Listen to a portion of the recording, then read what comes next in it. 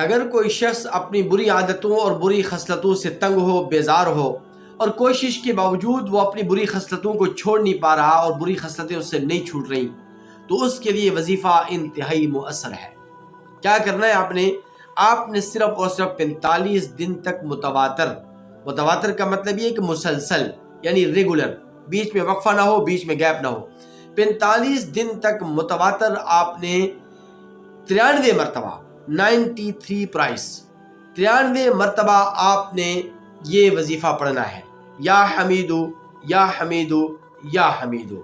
انشاءاللہ ثم انشاءاللہ آپ یہ وظیفہ جب پڑھیں گے، اور یہ وظیفہ بھی آپ تنہائی میں پڑھیں گے،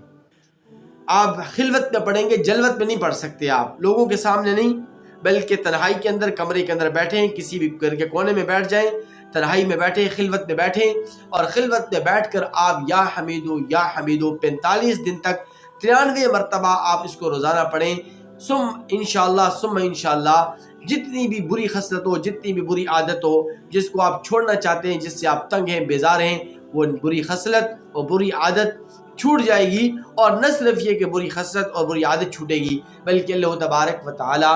آپ کو نیک فطرت، نیک خصلت انسان بنا دے گی، اور اللہ تبارک و تعالی اس وظیفے کی برکت سے اللہ تبارک و تعالی آپ کو نیک، صالح، متقی اور پرہیزگار بنا دیں گے۔